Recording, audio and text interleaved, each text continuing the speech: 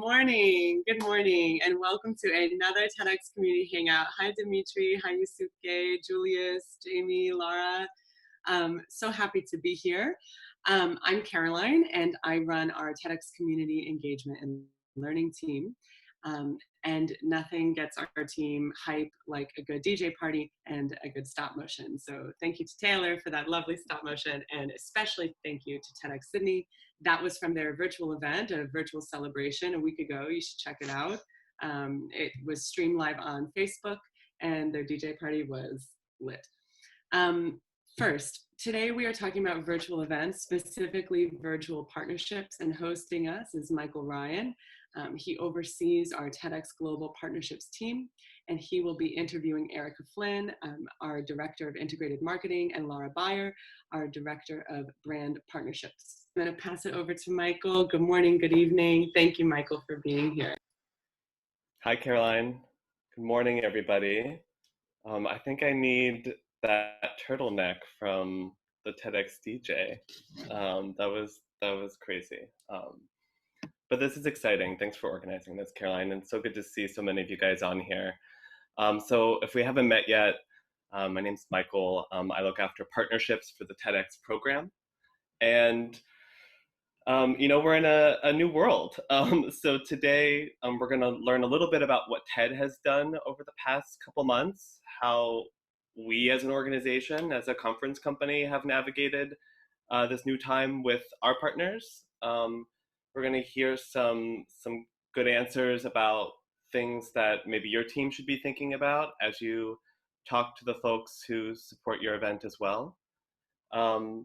And we're going to hear some examples. And I guess I just want to start off saying, partnerships are sometimes the hardest part about organizing a TEDx event, usually. We all know that. I'm sure your teams know that. I certainly get a lot of questions about it.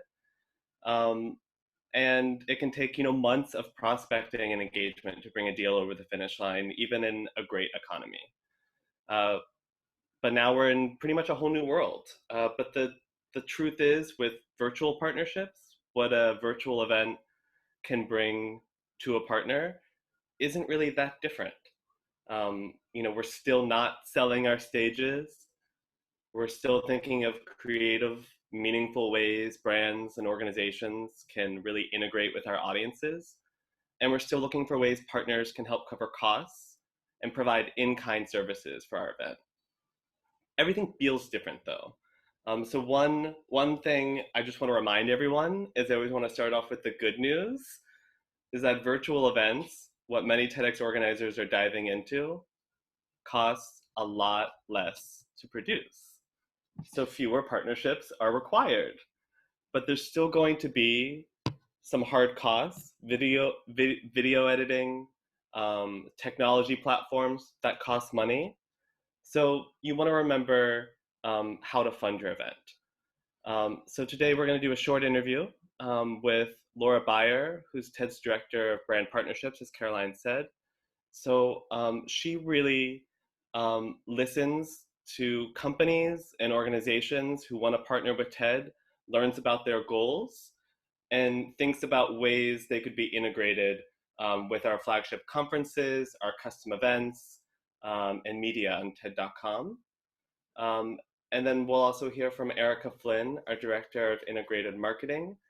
So her team activates all those partnerships. So they bring all those partnerships to life, ensures the partnerships are happy and sing and come back again and again. So we kind of have a dynamic duo for you today. So I'd like to say good morning to Laura and Erika. How are you both? Hi, good morning. Hi, everyone. Good morning. Thanks for that warm introduction, Caroline and Michael, and it's so nice to be with you all. Yes, very exciting. And you both are joining us from the West Coast, so it's very early. Thanks for getting up with us. But Laura, I want to start with you, kind of going back to March 2020, the partnerships that your team was overseeing, they were for an in-person conference in Vancouver. Right now, TED 2020 is an 8-week virtual experience for those same partners. How did you take them along for that ride? How did you take them on the shift as we were making decisions in real time? And how did you keep those relationships positive and impactful? Yeah. Yeah. No, thank you. You can hear me okay, right? We're good. Yep. Loud and clear. So yeah, this has been a journey. I think, and I remember it so specifically because I actually, on a personal note, I got married the week before the shutdown. And so every piece of those few months are like seared into my memory now. So, I think one of the things that is a common theme that we're seeing throughout all of this is just kind of uncertainty and kind of evolution, and things are changing so fast. And so we are lucky to have a lot of really long-term, strong partners, and then we have a lot of new ones. So we were working towards this April event. We had a lot of partners that were going to be short-term, kind of very impacted by any changes. So the decision we made at the very beginning was to bring our partners into the conversation just as early as we could. So when there were rumblings or questions about turning TED virtual, even though we had no idea what our final decision was going to be, Erika, myself, and our head of TED, our chief revenue officer, each one of us, we kind of divided and conquered, and each of us got on calls with every single one of our partners.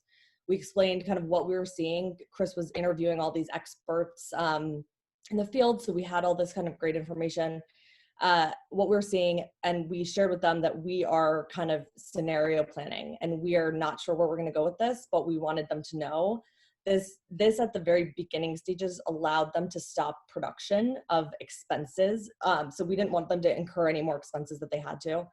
And then we asked questions. So we were able to learn from them about what they were hearing and thinking. And I think what we saw and we've seen since then is like a real empathy, and they were in the same place. We're all obviously, as people say, going through this together, but they were understanding and they appreciated being a part of that discussion.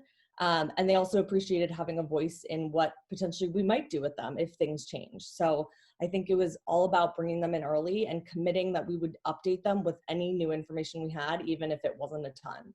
And I think that kind of, we don't know 90% of the answers you're going to ask us, but at least we want you to be involved in the conversation. I think that was helpful to them. So it's really about transparency early on, and you found partners appreciated that, sounds like. Yeah, and I think also our partners are used to being agile with us. We develop a lot of new things all the time, and so people are not, they're used to us evolving, and so they're not super shocked when we're evolving and innovating in this too. But I think they all very much appreciate that early kind of just not being in the dark about all this, as we were all feeling so uncertain about everything. I think just talking it out was helpful. And one thing to add to that too, and I think in a lot of ways in addition to what brand.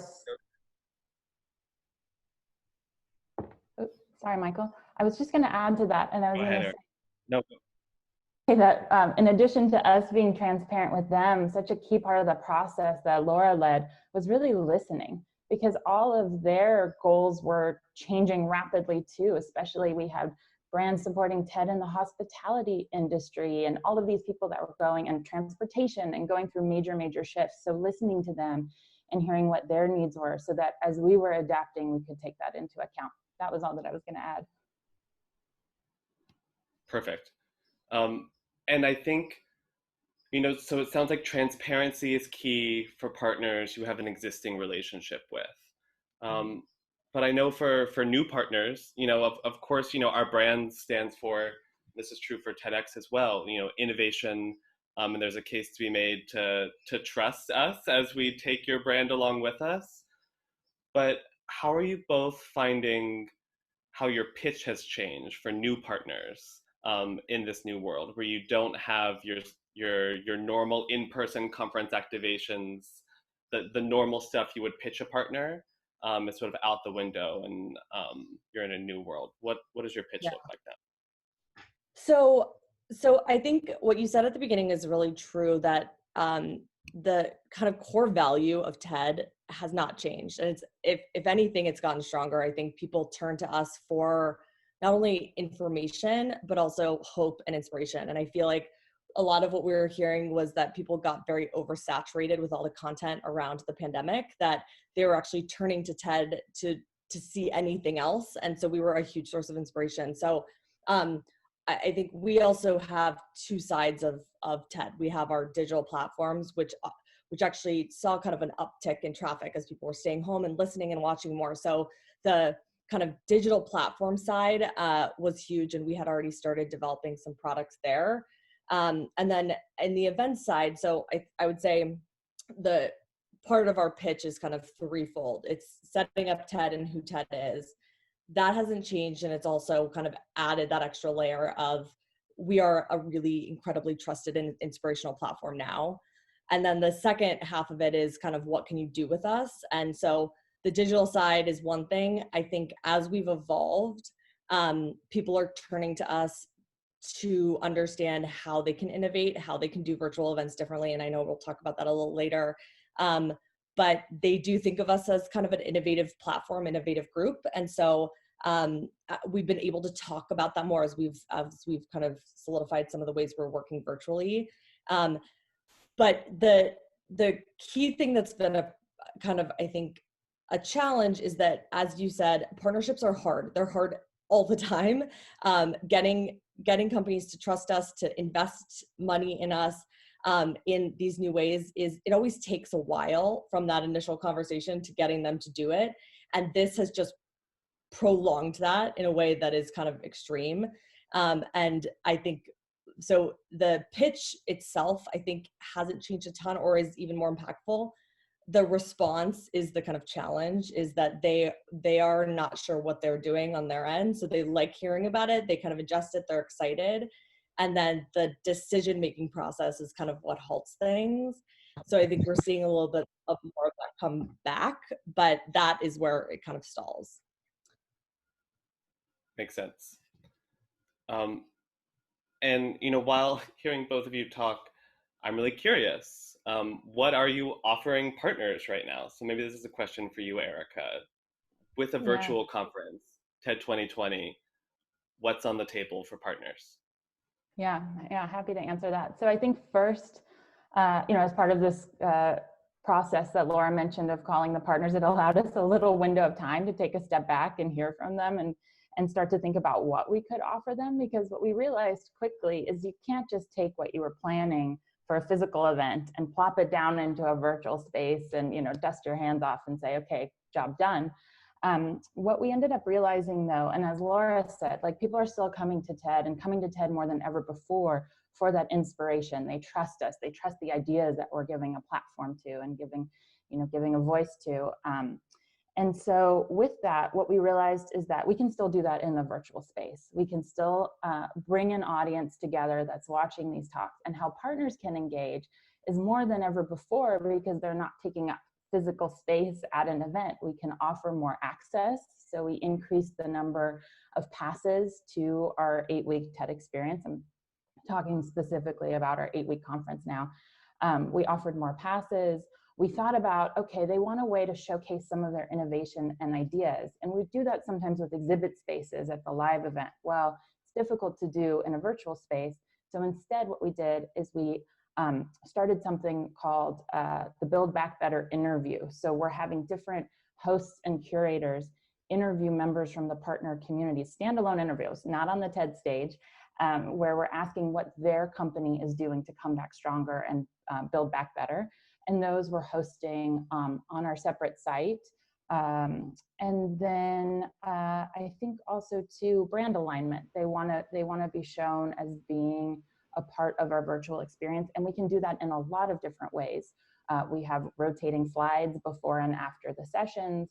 We even mentioned some partners in the emails that go out to the community about how we need their support more than ever before, and we're so grateful to them. So there's things like that that we can definitely still offer, just in different ways. And the one thing I would add to that is the thing that actually I think was most transferable from a physical conference to virtual is what we call discovery sessions, but kind of like workshops on steroids. So we could still, in this virtual space, have a smaller group of people come together and have someone host a workshop, have someone lead people through topics, and it actually is not dramatically different than when you're in a room. So I think the discovery session piece of it has been something that's a little bit more transferable than typical. Yeah, Yep. and I would add to that people are actually loving the discovery sessions in the virtual setting, because the one thing that is different, I mean, similar, and what I think, Laura, what you mean by that is that we can still have an idea that people are talking about together, but people feel like they're actually getting more connected with one another because we're keeping the group smaller, more intimate. And similarly, another thing you reminded me that we're offering is speaker meetups. So people are having small meetups after the main stage session, and some of those we're aligning partners with too. So for example, Robert Wood Johnson Foundation, their goals are really around health. And so following a conversation about health, we're hosting a meetup with them to talk about the future of health equity. So things like that. So to Laura's point, they're not that different, but they're creating even more connections for our audience and for our partners. Amazing. And I'm thinking like a TEDx organizer here, and I'm asking myself, okay, so what counts as the stage? What is side programming that's sort of up for grabs for a partner? So I'm going to try and explain it how I think about it, and I'd like to hear your guys' opinions too. The main stage is that stream. That's where the talks are. That's where your host is. They can absolutely thank partners as part of the stream like they would on stage. Logos can briefly come up. All those rules are still the same. A lot of what Erika and Laura are talking about is workshops on the side. So opportunities where attendees can opt in to different breakout sections that can be facilitated on Zoom or whatever your technology platform you're using. And those can be partner-led in some ways. Of course, we always want to do it thoughtfully and always think about it as if, would you want to attend that breakout session? I think that's a helpful question to ask yourself. But that side programming is where you can get really creative and think about it like everything you would have done outside of your theater in your in-person event, all those activation spaces you can think about in a virtual space. Is that right? Yeah. Great. I'd also just add that we do make it very clear, because the lines are more blurred in this virtual setting. We do make it clear if anything is posted or, like Erika said, on a separate site, we do say in partnership with, sponsored by, so that the kind of sponsorship language is there, and so that we are not denigrating the kind of stage or main kind of TED programming. We are pretty transparent about that too, because that still should be part of our DNA. Definitely. Makes sense. And I think it's a good reminder for these ideas about different workshops and breakout sessions to raise that when you're selecting which platform you want to use. Select a platform for your online experience that allows you to be able to offer those things to partners. So you don't always have to navigate what you can and can't put in your mainstream for attendees. How do you guys feel about, this is a random question, but how are you guys doing gift bags for the TED conference? Oh, that's a great question. I can take that one. So, well, what's interesting is that we were originally planning to go more digital. One of the main pieces of feedback that, and when I say we were originally planning, this was like a year ago that we started talking about this. And the reason being is we were getting a lot of feedback, mixed reviews. Some people saying they love the gift bag, and some people saying, I have enough stuff. I would rather just get one or two things that I really love that remind me of TED. And so what we were planning to do is have a mix of experiences that were offered from the community. So somebody offering to, host a nature walk. Maybe they're really good at identifying plants, and somebody who would throw a dinner party in a special location, and they're a really good chef. So things like that to really bring community together. So that was something we were already starting to build out. We were also going to have some things as part of the gift bag, but in limited quantities that people could opt into and select. And that was something that our gift bag guru was working on. I think the way that has changed is that we're doing even less things now, and we're asking the partners that have donated items to ship direct, which has shifted. A lot of them are actually going to wait and partner with us on a future event. Because one thing we realized that we didn't want to take on is massive amounts of shipping, especially during a time like this, and trying to sort and get things to people. So that's how we've been thinking about it. And I think even though a lot of those gatherings will be on pause for a little bit, it will hopefully, the way we're thinking about it is it will give people something to look forward to when they can gather again. Yep. So anything folks can redeem digitally is definitely your friend for a gift bag for your attendees. And what I'm hearing a lot from TEDx organizers is that they're thinking through at-home setups for their attendees, and the items that attendees would need to be comfortable and engaged in their space, those items could be brought to them by a partner. And it's an interesting way to prospect for gift bag partners as well. Yeah, and classes too. I think anything where people could sign up to take a virtual class is a great gift bag offering right now. Yep. And I was perusing the online experiences Airbnb has been offering lately.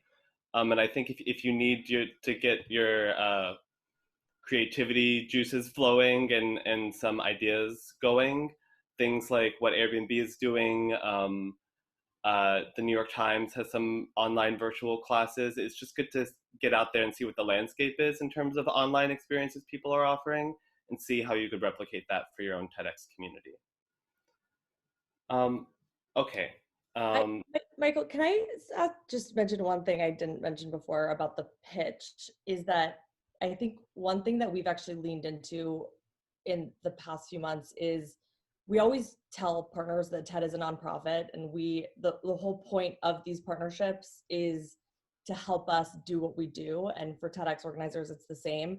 I think it has been an important discussion for us with partners to share that, and to share it a little bit more, to tell them that sticking with us and kind of maintaining your investment in us and working with us, it is really critical to our operations. And because we have seen such incredible outpouring of, we need TED now more than ever. TED is such an incredible resource. TED Ed, that content is helping my children.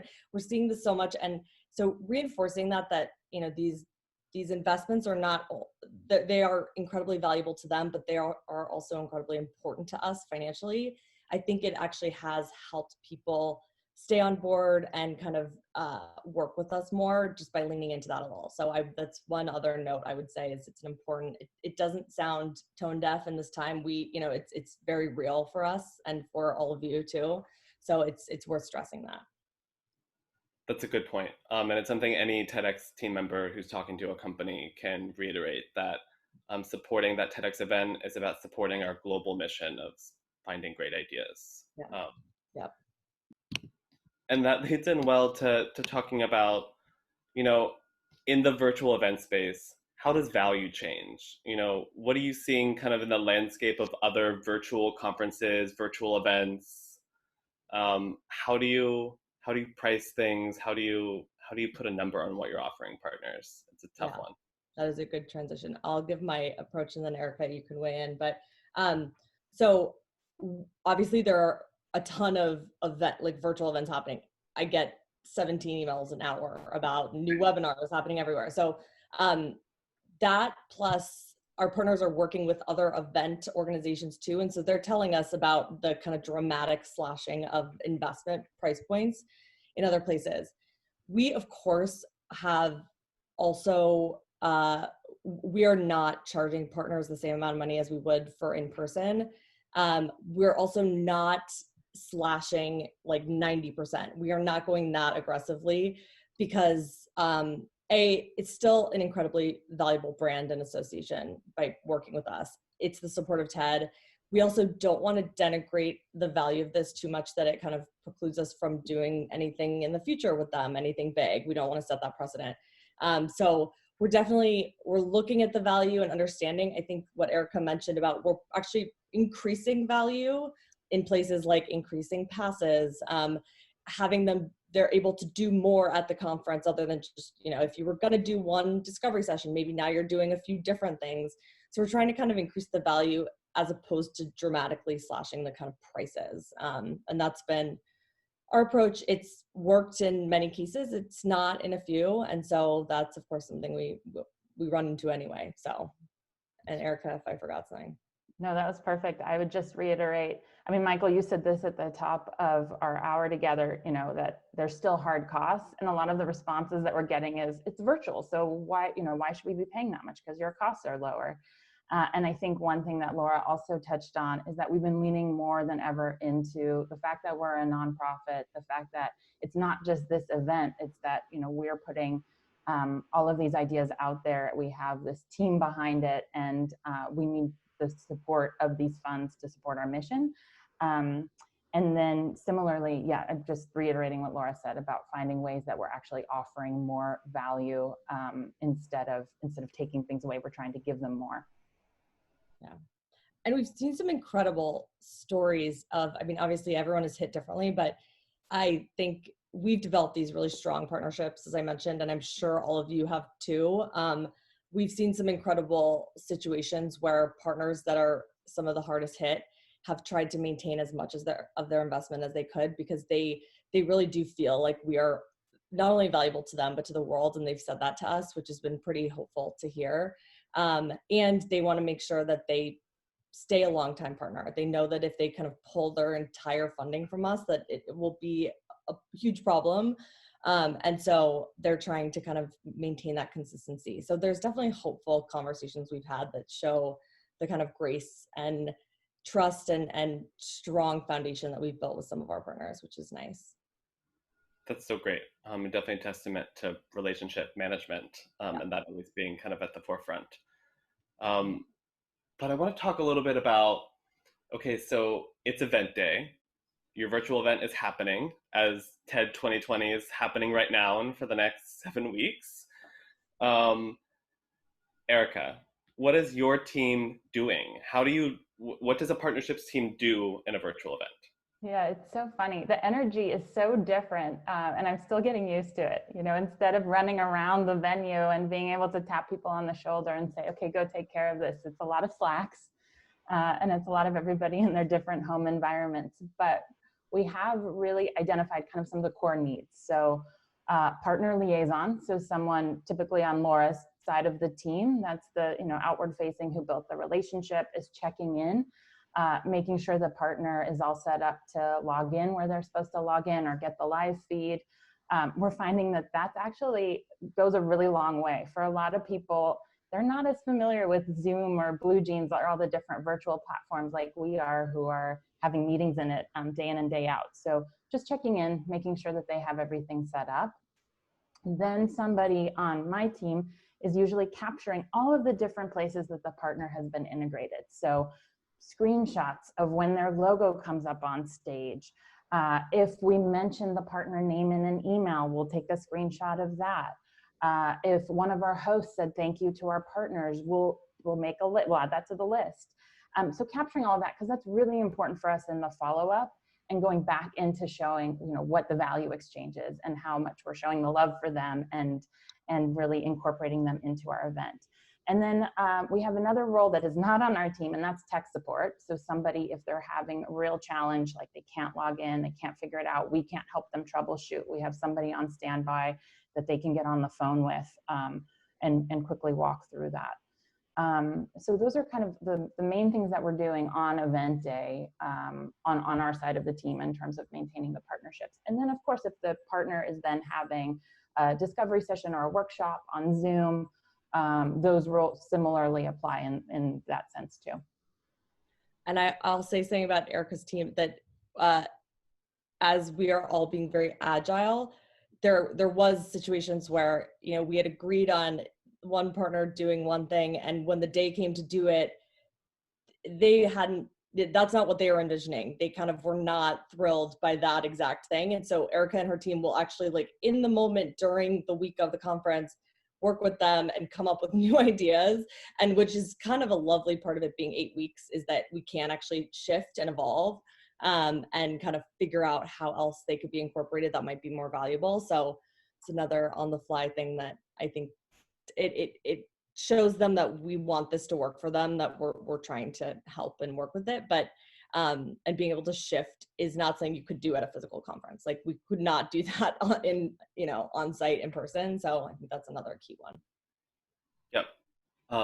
And one thing I'm hearing, if I'm thinking like a TEDx organizer, is many teams and all these people, TEDx teams are small, but I think the message here is that you should have a dedicated partner liaison. Like if you can't have one for each partner, have one person who's checking in on that partner, ensuring simple things like they can log in. Are they, what was their favorite talk of that session? Those sorts of things that if you were walking around the venue with them, they would feel that sense of like ambassadorship and welcome. And are you doing any sort of like special programming for partners, like maybe a toast or a welcome that's just for them, or thinking about any things like that? Yeah, we typically do that when we're having a physical conference. We bring all the partners together at the start of the week and usually have one of our TED curators give them a few sneak peeks of what some of the talks will be about. Because as so many of us know, some of the most incredible TED Talks are from people that we haven't heard of before. And so, yes, so that is something. We haven't done it yet in our 8-week conference, but we are planning to bring the partner community together. And we usually do that too, not just to have a toast, but also what we've started doing more of is actually having a moderated conversation, something that can apply to all the different industries that our partners represent. And what they really love is getting to know each other, excuse me, and the different reasons and similarities that they all have in common. So that's been really meaningful. And if you want to think more about partners and creating a partner community, there's a great Solving for X podcast episode with Dimitri Gunn of TEDx Cambridge, and he talks about the sort of network he built with his partners. It's exactly like Erika was just talking about. So dive into that if you want to learn more. And then I guess I want to hear an example of a great partnership from TED 2020, something that in the midst of everything you guys are excited about, and it's kind of a nice story. I'll set this one up in there, Erika, if you want to talk through what they're actually doing. But one of the ones that I was most nervous about was Target. So Target they come to TED every year and they put on this beautiful design dinner. And it is so detailed and so perfect and incredible. It brings together the whole design community at TED. And obviously, I could not even imagine how we were going to do this virtually because it's so detail oriented. When we had our first conversation with them, they were so excited about our plan. I was shocked, but so happy that they were this excited. But they were working on how they were going to turn all their events virtually. And so they were just so excited to have the kind of inspiration from us. And they're excited to kind of tackle a new challenge. So they're like, no matter whatever happens, we're sticking with you. We will figure something out, which was lovely. And they're going to do a kind of a celebration of design at the event in different ways. So Erika, you can maybe talk about what that turned into. Yeah, I can talk about that. And first, Laura, do you want to tell the group what Target is? Because I think they're only in North America. Yeah, great point. So Target, big retailer. Yeah, you're right. In North America, they're a big kind of box retailer, but their focus is a lot on kind of design partnerships. They do a lot of interesting partnerships in their store. So design is huge to them. And they have been coming to TED. I mean, TED has design in its name, so they wanted to kind of represent that D in TED. And so they bring together their design community. So it's a interesting kind of part of Target that they like to explore. But yes, thank you. Yeah, and thanks for doing that, Laura. And I think you set it up perfectly, and I'll just go into the details of what they're doing in the virtual space with us. And in a lot of ways, we were able to give them things that they've been asking for years that we hadn't been able to deliver on. For example, they've always wanted large numbers of their team to come to our conference. And in the virtual setting, we're able to offer them more passes. So this is the first year, and they're so happy that all of these different team members can log in and can watch some of the TED experience. Their focus this year, especially, as Laura mentioned, it's always on design with us. It's on inclusive design. And so we're thinking through about how to have a really engaging conversation with their chief design officer and a member of the TED community, whether it's a speaker or a member of the audience. We're still finessing that, but bringing a small group together to host a conversation, which will be very much like a conversation we're having here on the Zoom platform. And then the third thing that we're doing is they were recently featured in a documentary about design called Design for All. It's about inclusive design. They have a really small piece in it. And that's, I think it's available on one of the streaming platforms. But what they want to do is they want to provide a link to our attendees so they don't have to pay to see it. And so we're going to send that out as something for our attendees to do. We're not going to show it on the TED stage, but we're going to give them something that they can watch with popcorn and their families during one of the nights of the conference. And that additional access, you know, partners being able to share the experience with families and wider networks, that's a really nice feeling too. Well, thank you both. I loved that story, and I loved learning a little bit more about what you guys are up to, but I think we have some questions to get to. I'm going to switch over. If you guys just want to kind of point to yourselves of which one you want to take. Some of them might be for me if they're about like TEDx rules and things like that. But our first question is from Veronica Vasquez from TEDx Colonia Miramonte. Veronica, do you want to ask your question? Sure, thank you so much. I have a question about the limit of participants. Is it the same for virtual events as it is for in-person events?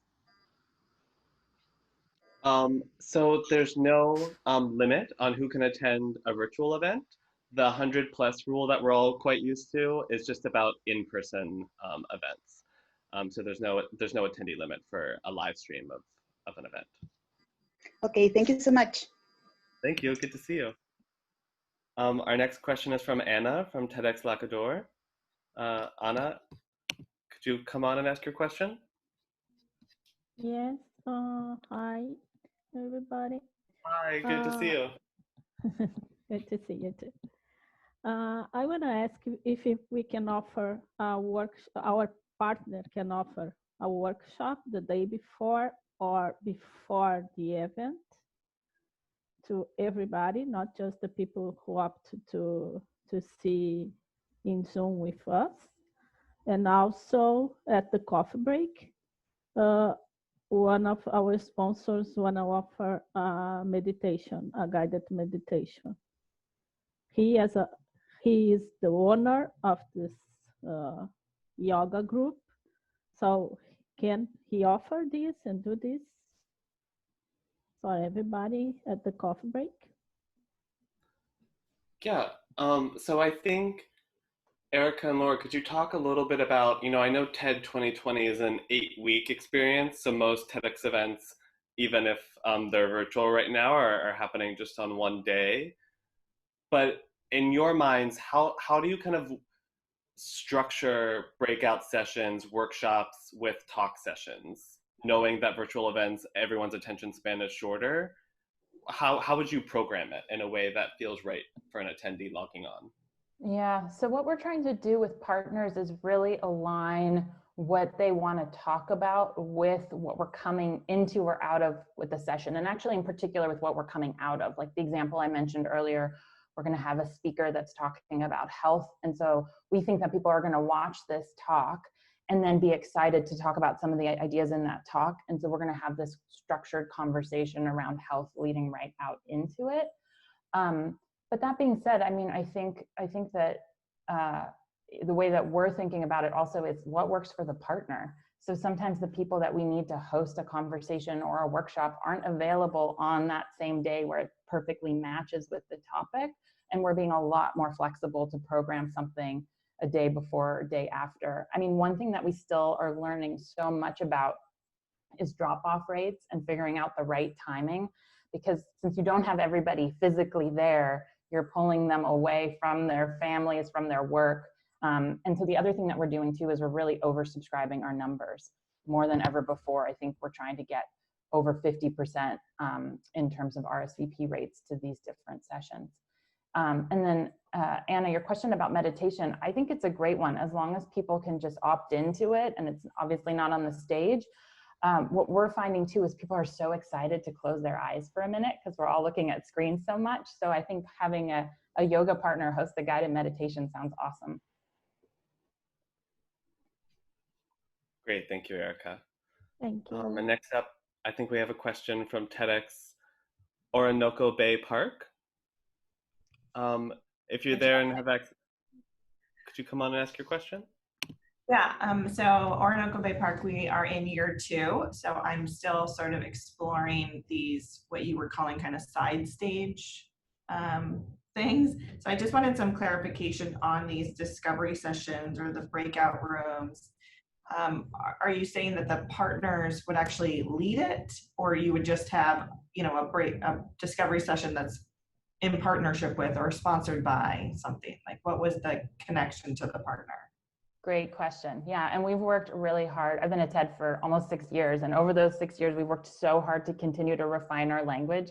And calling it a discovery session was one of those refinements, because when we were calling it a workshop, a partner said, oh, I can just come and teach this group about X, Y, and Z that we're doing at my company. And with the word discovery, we really wanted it to be ideas-based. And the way that we're integrating the partner is we ask them what their goals are and what message they want to try to get across.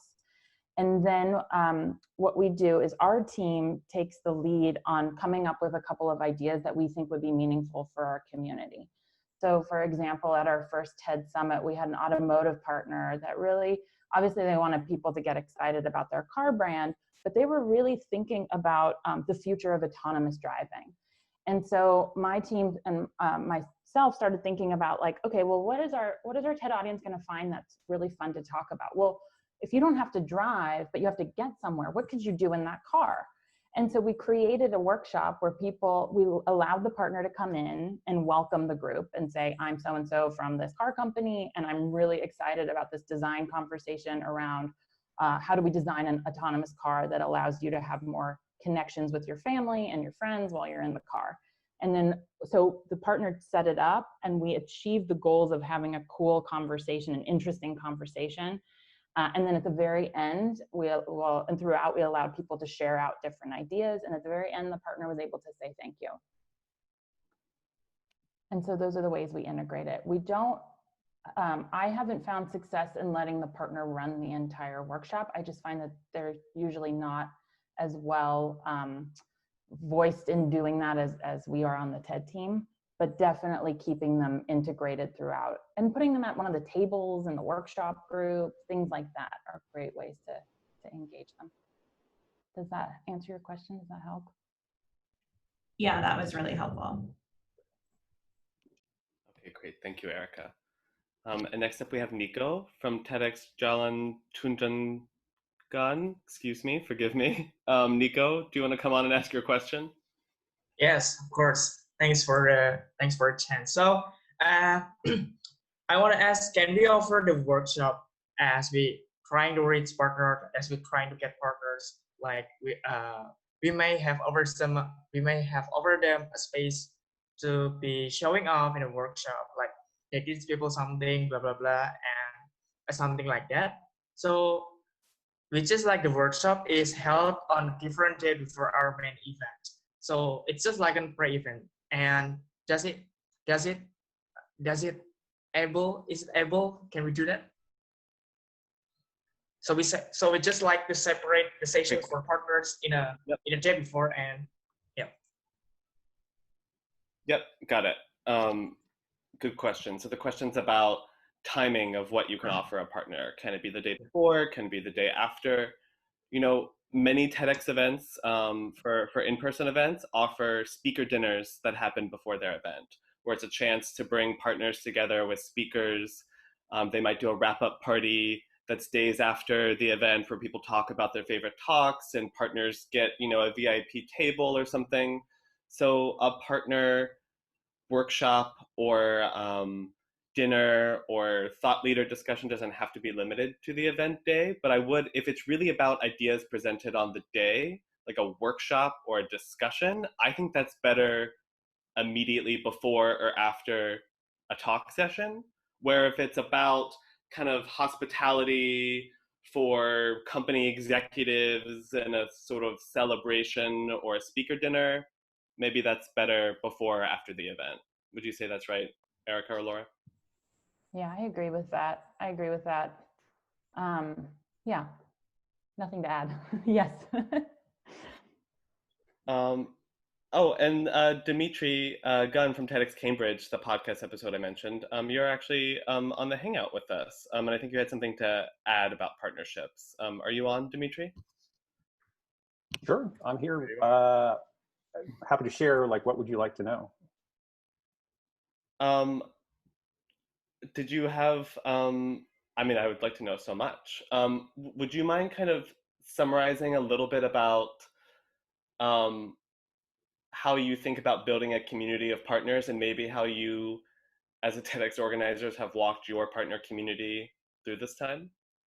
Yeah, so echoing what I'm terrible with names, your two colleagues from TED were sharing is that, you know, we're all part of this amazing family around the world. And so seeing initially near the part of the year that the impact it's had and events that were happening in China and Asia, I think we were very proactive in opening up dialogues and very much leading with all our partners. We are all volunteer, unpaid team.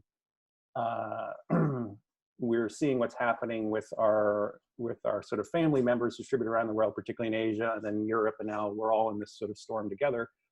So leading with sort of the fragility and the hope that we want to continue to sort of convene, and that a lot of, you know, the enormous amount of uncertainty right now, what we have been able to do and offer and share and sort of the vision we've been able to execute historically probably is not going to happen.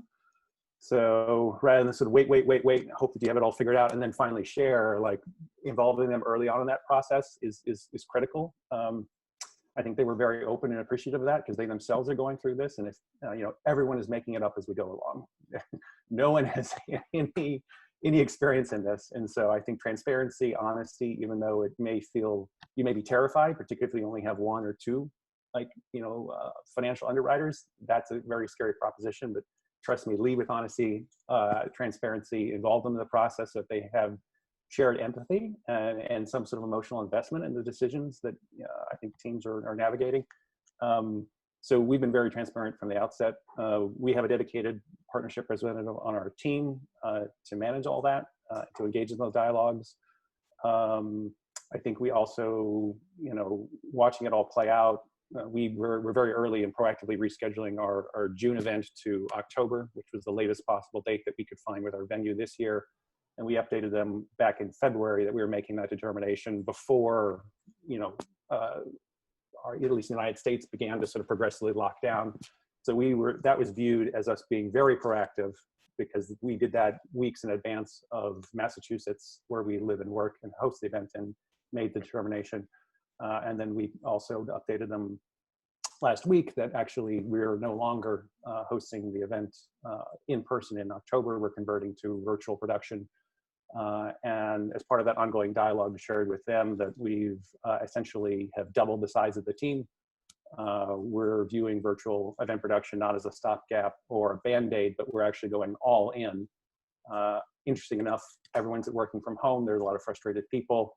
I think very few people are ultimately really satisfyingly fulfilled with what they do for their day jobs. So this is a phenomenal time to recruit talent for volunteer teams because they don't have to like duck out on their lunch break. So I've done a lot of Zoom interviews in the last 2 months. And ironically, the partners are very excited about this. I should also preface this by saying our format is a single session. We've only ever been a show experience. And so the challenges that everyone's facing right now, we're a little bit more well-structured to pivot from that show experience in the Opera House into an online experience. So I would say, you know, recruit, be transparent, engage your partners as part of that dialogue experience. And I also there's a great article, maybe Bianca can put it in the window, I'll share it. There was an article back in April in Fast Company, essentially the end of Cirque du Soleil. And there was a great quote from the founder of Cirque du Soleil, essentially saying that, you know, large events will be one of the last aspects of life to return to pre-pandemic levels. And so I think part of our interest in doubling the team, transparently, proactively rescheduling, and then ultimately going all in for virtual event production, is that I think this is going to take a much, much longer period of time to sort of play itself out. And particularly for fundraising and sponsorships, those are discretionary expenses associated with the riskiest behavior imaginable in this global pandemic. And so I think teams need to be really mindful. We all would love to go back to sort of in-person convening, but we have these great partnerships: Amazon, Microsoft, Google, Amgen, Merck, Pfizer, Shell, Philips. All of them, most publicly, Facebook and Microsoft, have announced that they're canceling all in-person, internal, and external events until July of 2021. Not to be outdone, Jack Dorsey is letting everyone work from home indefinitely at Twitter, and Cambridge University just announced last week that they are canceling in-person events for the entire upcoming academic year.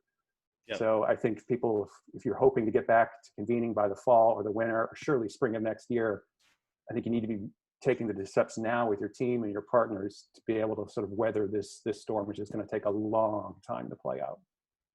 It's time to get creative. Thanks for hopping in there, Demetrius. Mm-hmm. Love your background, by the way. But good to see you.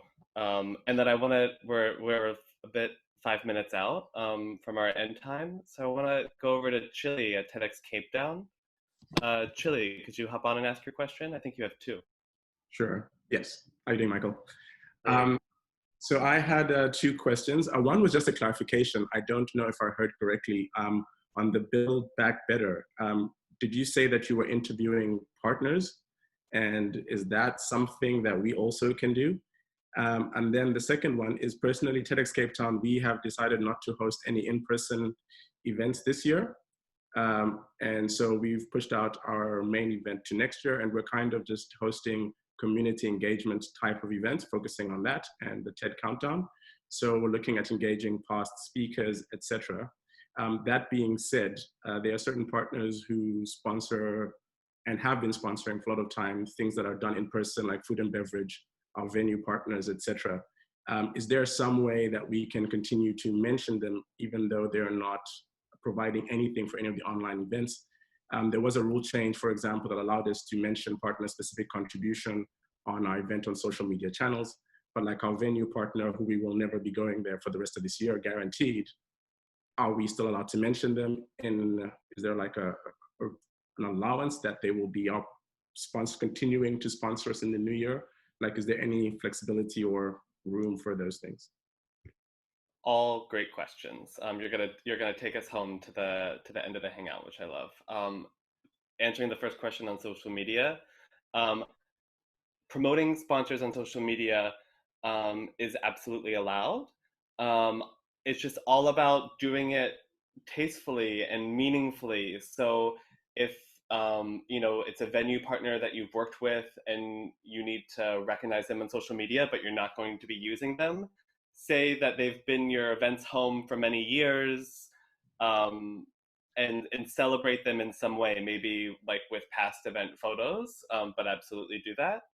And then to your question about Build Back Better, Erika or Laura, could you talk a little bit more about how that's situated in the TED 2020 program?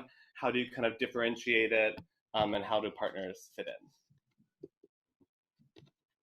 Yeah, I can take that. So basically we are interviewing someone from the partnership, and it's a member of our TED staff, either what we have as a host on our main stage or one of our curators. And we align them based on what the topic is. And it's very much ideas-based. We kind of script out a bunch of questions for the host to ask. So they're not promoting a product. They're not, pushing what their company is doing in terms of, what they're trying to sell to an audience. Instead, it's very TED-like. It's very ideas-based. And we are focusing on the theme of Build Back Better. How are they coming back stronger? How are they innovating? What are they doing differently? What's happening in their industry as a whole, and what shifts are they seeing? As Laura mentioned earlier, we're marking that as it's paid sponsorship, paid partnership, because we don't want to fool our audience into thinking that this was a conversation that was on a TED stage, especially because if you just click on it and you stumble upon it, you might not realize. And then we have a separate platform that has a chat feature and different content, and that's where it's living. So yeah, anything to add to that, Laura? Yeah, I think having it separate where it's like opt-in, it's not that it's just shown. I know we're running out of time. I want to speak to the venue thing because I think that's such a great question. And Michael can kind of correct me later about the kind of individual rules, but we have seen the same thing. And what we have done is we've tried to figure out how those partners that we know want to be our venue partner for next year, that we include them in some way. So whether it's access, like passes to the event, even some of these partnership opportunities we've talked about, we basically were structuring 2-year deals with them so that it's that they are going to be doing that next year, and we kind of contractually sign that. And this year they get, you know, the kind of more minor access and some branding, but it's with that second year kind of commitment. So we're doing it more formally, but I do think it's really important to keep those partners engaged and involved and like they're in our world still, even though that they can't do anything, because as you guys know more than anyone, those are such important in-kind gives to us. And so definitely figuring out ways that they can be a part of it this year is important. Great. Perfect, thank you. Just to clarify, could we do something similar to the Build Back Better if we structured it the same way, or? I think you should absolutely think about how partners can integrate with breakout sessions and side programming. You always want to preserve the main stage, as TED is doing. So it's all about side programming, workshops, yes. Discussions people can opt into yes. with a partner. Okay, perfect. Yeah. Great. Good to see you, Chile. And that's it. We're all out of time. I really want to thank Laura and Erika for joining us. Thank you. Caroline, Bianca, and Taylor for making this conversation happen. And next week, join us because we're going to be talking about curating speakers in a virtual landscape with our Director of Speaker Development, Chloe Stasha, and Jay Harati. Thank you so much, Erika and Laura. So good to see you both. Thank you. What a fun conversation. Great questions. Thanks, guys. All right, guys. We'll see you next week.